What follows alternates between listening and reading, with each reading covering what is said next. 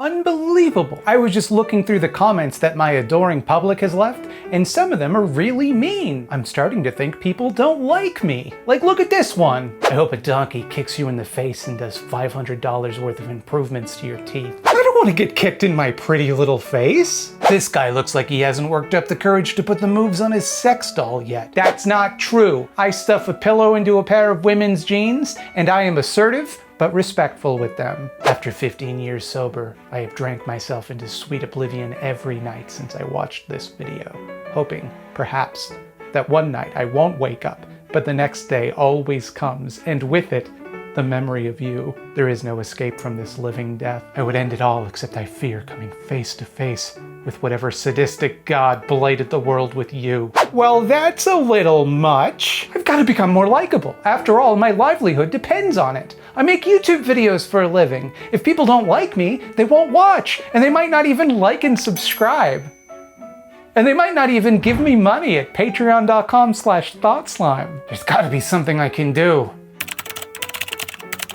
Okay, this seems reasonable. Charisma on Command, a YouTube channel that makes videos to help you learn how to be more confident, how to make people laugh, how to be more likable, basically everything about exuding charisma. That's perfect. I love exuding things. There's no way that that could be a flim-flam. Let's check out this one, how to be popular as an introvert. I'm an introvert, it's perfect. So in this video, we're going to explore why Keanu is so popular while you learn to exude incredible charisma as an introvert, or even just someone who is quieter or a bit shy. Okay, this is great. It's like a little Mad Libs about why people like Keanu. What does he exude? Well, you'll have to watch the video to find out. To be clear, there is no such thing as being too humble. As C.S. Lewis said, true humility is not thinking less of yourself. It is thinking of yourself less. One thing I probably wouldn't want to do if I was trying to be humble is watch YouTube videos about how to make people like me. That's a pretty inherently self-absorbed thing to do. But perhaps Keanu's most effective tool for making his calm demeanor charismatic instead of wallflowery, and one that you should definitely take,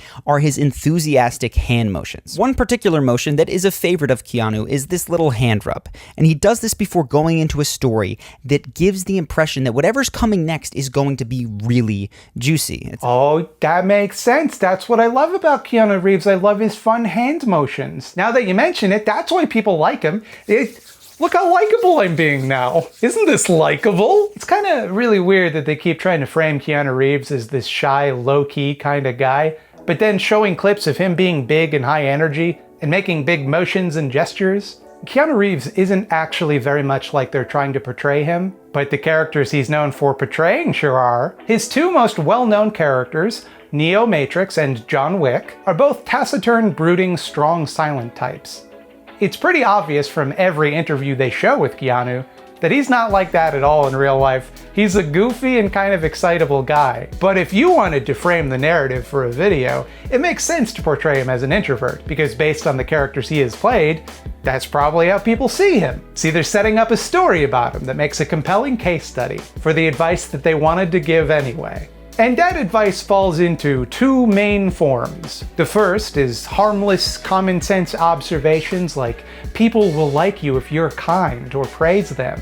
First off, Keanu often directs and redirects praise towards others. When receiving awards, he spends a tremendous amount of time talking about the contributions of the people around him. Keanu has more compassion than almost anyone. Let's be real. Most people don't stop to help the person in the broken down car or to hang out with the homeless. And it's that willingness to give that makes him someone to admire, even when his charisma or public speaking isn't pitch perfect. Wow, you're blowing my fucking mind over here. And the other kind of advice is complete off-the-wall nonsense, just loop-de-loops and flibberty-gibbets. Observe. According to NLP, there are three primary modalities in which we represent the world in our own heads. There's visual, like when you see an image in your head, audio, hearing music, and kinesthetic, remembering the feel of the wind on your face, for instance. So when you're in a visual mode, you may talk faster. You're seeing pictures after all. When you're in an audio mode, you tend to think in words. You'll be more likely to engage in prolonged conversation and will be more sensitive to loud or jarring noises. But when you watch Keanu tell stories, it's clear that he is demonstrating the more rare third modality, kinesthetic. So all of that, literally all of it, is based on the fact that Keanu Reeves often looks down and to the right when he's not making eye contact with interviewers like this. According to NLP, the area that your eyes dart to when you're thinking is indicative of the mode that you are currently in, and down to the right is most commonly associated with, you guessed it, the kinesthetic modality. From that, we can tell which of the 3 definitely not made up brain modalities he has, and get all sorts of bullshit information about how he thinks and behaves. And I hope I don't have to tell you, I pray to God that when I lay it out like this, you see how absurd it is. But neurolinguistic programming is not real. It's utter nonsense made by quacks that nobody in the fields of neurology, linguistics, or programming for that matter takes seriously. There is zero evidence that any of it works. Bupkis. But a lot of people stand to benefit from convincing you that it works. Like, for example, the fine people at Empowerment Inc. They'll certify you to be an NLP practitioner for a mere $150 US. But you can trust their certification board, which doesn't seem to answer to any medical or therapeutic oversight, because they're made up of, quote, master practitioners and certified trainers of NLP, hypnotherapy, and mental and emotional release registered trademark. Now in that case, it's pretty clear what's being sold, right? They charge you to learn their made-up techniques or to be treated with their made-up techniques. It's clear what they want and how they stand to benefit from convincing you that all of this fairy tale nonsense is real science backed up by hundreds of anecdotes. But Charisma on Command doesn't want to sell you NLP training. So why would they talk about this garbo in their video? And I submit to you that there are 2 possible reasons for this. Either they believe this is real, in which case you ought to question why you'd listen to anything they have to say, because they literally believe you can read people's subconscious minds by watching which directions their eyes go in, or they want to fill their videos with all sorts of sciencey sounding things to subtly enforce the idea that what they're doing isn't just dry, obvious pablum, but measurable, concrete, scientific strategies you can use to become more charismatic today. And maybe that has something to do with the fact that they end a lot of their videos with the call to action to take their online course, Charisma University. And if you want the ability to quickly build rapport with just about anyone that you want, you should definitely check out Charisma University. Charisma University is our flagship, step-by-step guided program that is guaranteed to make you more charismatic and confident in just 30 days. Maybe that's it. So Charisma University, what they do is they give you a series of videos, kind of like what their whole YouTube channel is, except it costs $100. But the course teaches you to live charisma instead of simply understanding it. So the value proposition here is that unless you have the action guides, you might think that you don't need to do the things that they're telling you to do in their videos. You might simply understand the ideas, but not realize you're meant to do the things they talk about, you see. And how are you gonna be able to do that without paying $100 for these action guides? To be honest here, I don't really care if they sell a bunch of self-help bullshit to people. It's a little icky, but whatever. At least it's only $100, and they do end a lot of their videos by giving 5-figure checks to charities that give clean drinking water to people in the global south. So on balance, they're probably doing more good in the world than bad. I've had a few people suggest to me that I cover these guys because they heap a lot of praise on weird right-wing doofuses a lot. I get the impression that these guys are centrists without much real interest in politics. I don't think they focus on right-wing celebrities because they're more sympathetic to right-wing ideas. They might be. I don't know, and I don't care. I think they focus on them for a much more grim reason. I think they focus on right-wing celebrities because they admire how manipulative they can be. I know I come from a very partisan perspective.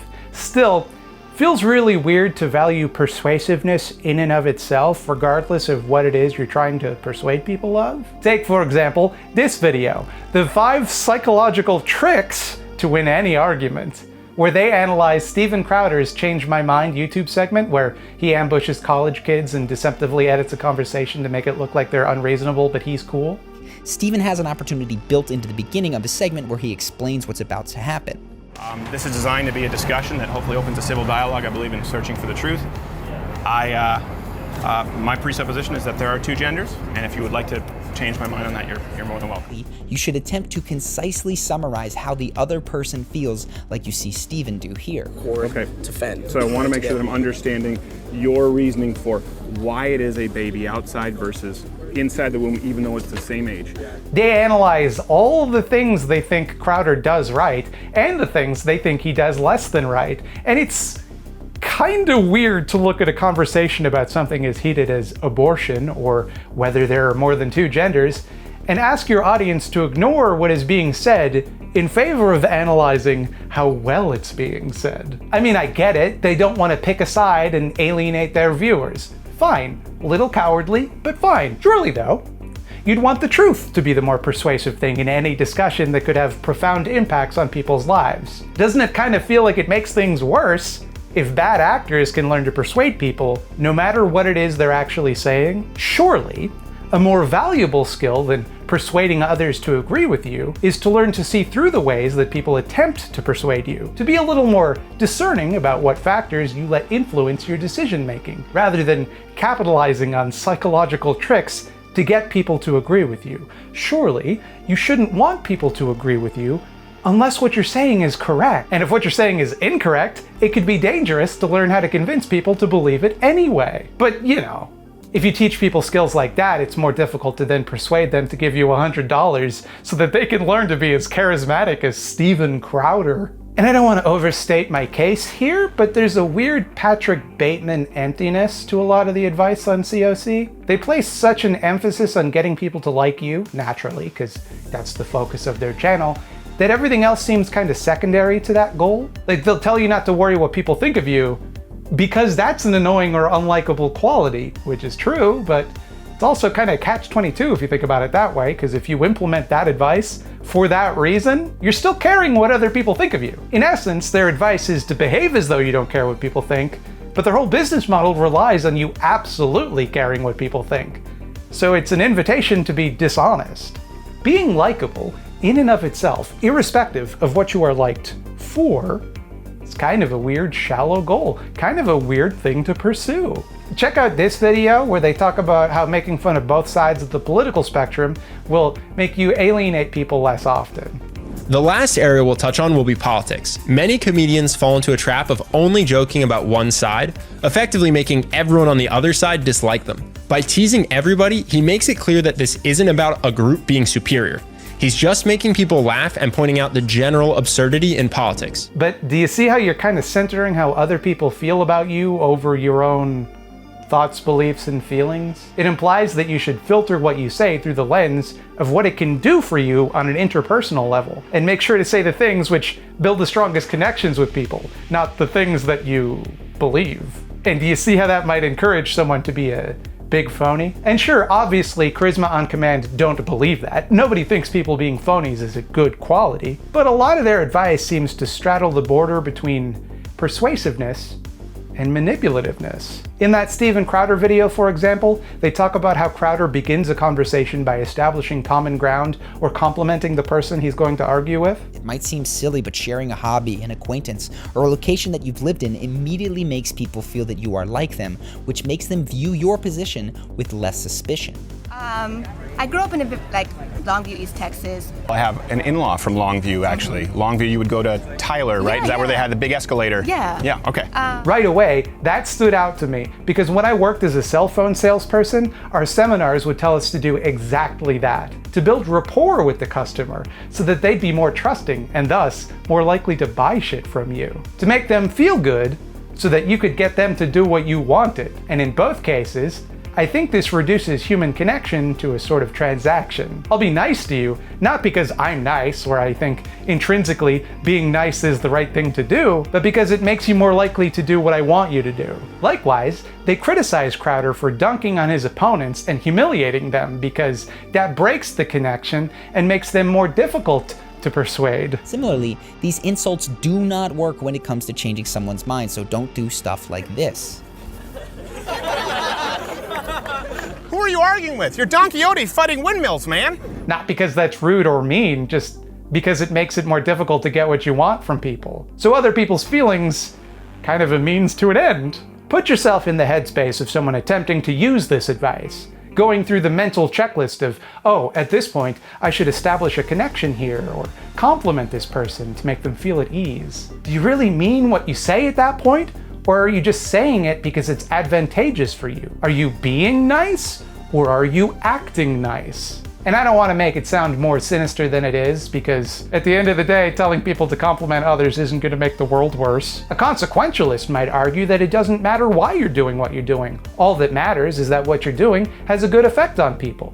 Whereas a deontologist might argue otherwise, that being dishonest is wrong regardless of the effect it has on other people. I mention this only to impress Abigail Thorne if she happens to be watching. It has nothing to do with my larger point. Now let me back up here a little, because I don't want to make it sound like I think Charlie and Ben at Charisma on Command are nefarious manipulators trying to hurt people. I do not. I take them at their word that they just want to help people learn strategies that they genuinely believe will make them more charismatic. I believe, truly, that they have good intentions, and I don't even really think they do anything all that bad aside from little forays into hogwash pseudoscience, and maybe gassing up some reactionary assholes every once in a while. I wish them no ill will, okay? They're not hashtag canceled. I think all of this is symptomatic of a larger problem, and Charisma on Command are just inheriting a fucked up perspective on popularity from our culture's generally fucked up perspective on it. More and more, people are encouraged to think of themselves the way they think about brands. People actually spend an absurd amount of time doing what essentially boils down to just advertising ourselves. I mean, that's almost all of what social media is. Do you untag yourself in unflattering pictures? Have you written not one, but several blurbs about yourself, custom tailored to each platform? Do you have a LinkedIn? Because that's literally just a list of impressive things you've done and things you're good at that employers can look at like a fucking menu. At some point, there might have been some narcissism driving this stuff, but we're well beyond that now. People don't act like this because we're all obsessed with ourselves. We act like this because if we don't, we lose out on opportunities, employment, and networking shit. Our influence has become a public-facing metric of our success. Don't forget to like and subscribe, please. Why do you think people are so terrified of cancel culture? Do you think it's a coincidence that we have this huge moral panic about how dangerous it is that people can ruin your reputation, thus depriving you of your carefully maintained personal brand? You see, what Charisma on Command have intuited is that we're all just products on display, meat on the shelf.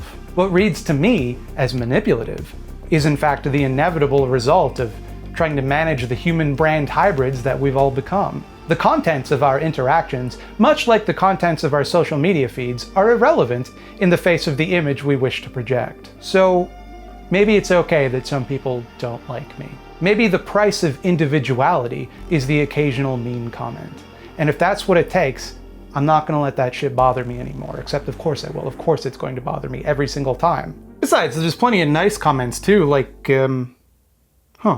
I think YouTube is glitched. Hello and welcome to the Eyeball Zone. Here in the Eyeball Zone, we deflate the self-worth of small leftist content creators by leaving disparaging eyeballs on their work. Well, actually, I'm not going to disparage this video because it's amazing. It's called Why Don't Black People Trust the Vaccine by Art of Paya, and it grapples with the disturbing history and present of American medical anti-blackness in an effort to demonstrate the hesitancy about the vaccine in the black community is more understandable than it appears on the surface. Now, I want to make sure I'm not setting this video up for failure. It's a very good video. Paya is absolutely not arguing that black people, or anyone else for that matter, should not get vaccinated. On the contrary, she's arguing that if we want black people to overcome their learned wariness about medical institutions that have, and in many cases still do, treated them less than human, we have to demonstrate an understanding of where that fear comes from so that we can move forward as a society. I urge you to overcome any knee-jerk reaction you might have to the title of this video and hear what Paya has to say, because it's entirely reasonable, necessary, and nuanced. And on top of that, you get to watch her do dope watercolor paintings about the things she's discussing the whole time. A video essay conceit that I've seen other people try, but never this skillfully. Absolute banger video. Must watch. 10 out of 10. No notes. Do you have a small project you'd like to see here in the Eyeball Zone? Send no more than one email to thoughtslimeeditor@gmail.com with pertinent details like your pronouns and the word eyeball somewhere in the subject line, and maybe you will find yourself trapped here in the Eyeball Zone.